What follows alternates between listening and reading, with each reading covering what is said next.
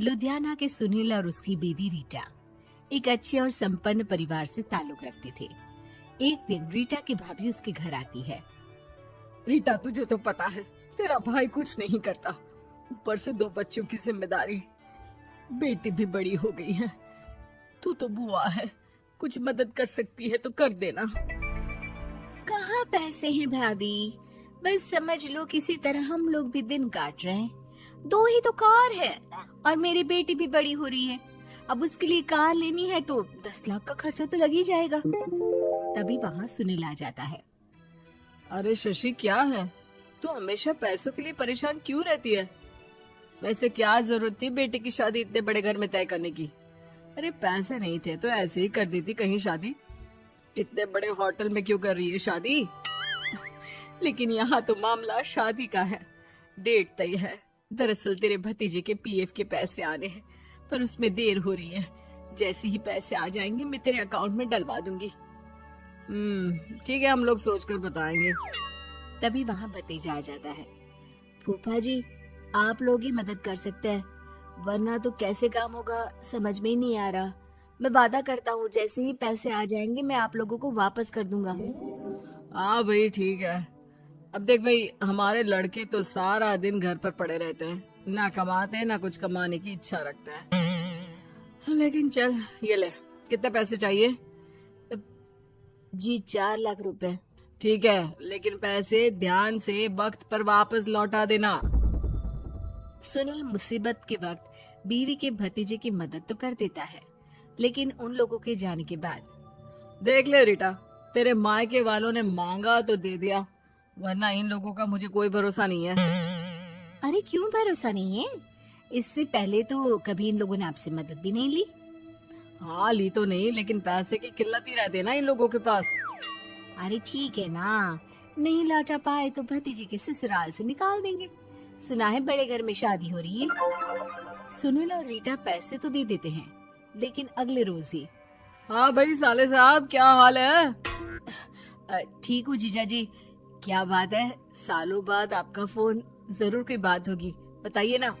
अरे वो तेरी बड़ी भाभी आई थी, बेटी की शादी कर रही है ना, तो पैसे लेने के लिए मैंने दे दिए 4 लाख। सोचा भाई किसी गरीब की बेटी की शादी हो रही है, पुण्य मिल जाएगा। अच्छा किया जीजा जी, उनका बेटा बहुत मेहनती है, जल्द ही लौटा भी देगा। वहीं रीटा भी फोन करके हर किसी को पैसे देने की बात करती है। रीटा की भाभी शशि के पास उसके भाई का फोन आता है। तूने सुनील से पैसा लिए हैं क्या? नहीं भाई, सिर्फ बात की है, बोल तो रहा है कि दे देगा। वो लोग मदद करने वालों में से नहीं है, और मदद कर भी दे लेकिन समाज में गा गा कर हालत बुरी कर देते हैं। अब गाने दीजिए ना भाई, मैं क्या कर सकती हूँ, मेरे पास कोई ऑप्शन भी तो नहीं है। बेटी की अगले हफ्ते शादी जो है। शशि की बेटी की शादी हो जाती है, लेकिन शादी के 1 महीने बाद ही सुनील का फोन भतीजे के पास आता है। हाँ भाई, शादी तो हो गई हम लोगों की दुआ से। अब देख, ऐसा ही फायदा होता है पैसे वाले रिश्तेदार हो तो। तेरे वक्त पर हम कैसे खड़े हो गए थे, लेकिन अब पैसा लौटा दे भाई। जी, मैंने पीएफ के लिए अप्लाई कर दिया था, उसकी नोटिफिकेशंस मैं आपको भी भेज देता हूँ। मुझे लगता है 10 दिन में पैसे आ जाने चाहिए। जैसे ही पैसा आएगा मैं आपके अकाउंट में डाल दूंगा। और ना जी ना, कोई नोटिफिकेशन नहीं चाहिए, पैसा चाहिए, पैसा। अब ठीक है अंकल, बस 10 दिन का समय दे दीजिए। अभी हफ्ता भी पूरा नहीं होता कि भतीजे के पास उसके गांव के दूर के चाचा का फोन आता है। अरे बेटा, क्या बात है, सुनील के कोई पैसे ले रखे हैं तो दे क्यों नहीं देता? हाँ चाचा जी, बात तो हुई थी, 10 दिन का वक्त मांगा है, उम्मीद है हो ही जाएगा। अरे फोन कर रहा है, रोज बता रहा था कि बेटी की शादी में मदद की थी। अब क्या है ना, भले ही शादी 10 दिन रोक देते, लेकिन सुनील से मदद नहीं लेनी चाहिए थी।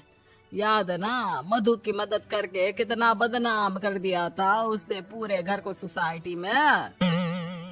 हाँ चाचा जी, मैं भी यही सोच रहा था कि उन लोगों से मदद नहीं लेनी चाहिए थी। कई लोगों के फोन आ चुके हैं। वहीं रीटा अपनी भाभी को फोन कर देती है। क्या है भाभी, कब पैसे लौटाओगी? पता है ना ये कितना बोल रहे थे, तुम्हारे बोलने पर मैंने पैसे दिए हैं। भाभी अब तो आपके बेटे की कार बेच दो और हम लोगों के पैसे दे दो। अरे लेकिन रीटा, बात तो 3 महीने की हुई थी ना, अभी तो 2 महीने भी नहीं हुए पैसा लिए, थोड़ा तो सब्र करो। नहीं नहीं भाभी, वैसे मेरा बेटा टिक्कू आ रहा है आप लोगों के घर रहने के लिए, उसको अच्छे से खिलाना पिलाना, समझी। भाभी को समझ में नहीं आता कि वो क्या करे। वो बेटे से बात करती है। अरे माँ, इन लोगों से मदद लेकर सच में बहुत बड़ी गलती कर दी। मुझे खुद समझ में नहीं आता कि कैसे इन लोगों के पैसे जल्द से जल्द दे दूं। तभी डोरबेल बजती है और रीटा का बेटा टिक्कू घर में आता है। आओ बेटा, मामी के घर पहली बार आए हो रहने। आप पापा बोल रहे थे कि आप लोग पैसे का ब्याज तो दे नहीं पाओगे, तो तब तक मैं यहीं रह लूं। और हाँ, मैं एसी के बिना नहीं सो पाता। आप लोग अपना देख लेना और पैसे जल्दी लौटा देना, क्योंकि मैं थोड़ा जल्दी जाना चाहता हूँ। रीटा का फोन शशि के पास आता है। भाभी, पैसे कब तक दोगे? बेटे की विदाई के बाद शशि के घर का माहौल बिल्कुल बदल जाता है। वो हर वक्त बेटे से उसके पीएफ के पैसे पूछती, और पीएफ यानी कि सरकारी काम। आजकल में पूरा 1 महीना और बीत जाता है। भाभी, मैं और ये अमेरिका जा रहे हैं, घूमने के लिए पैसों की बहुत जरूरत है।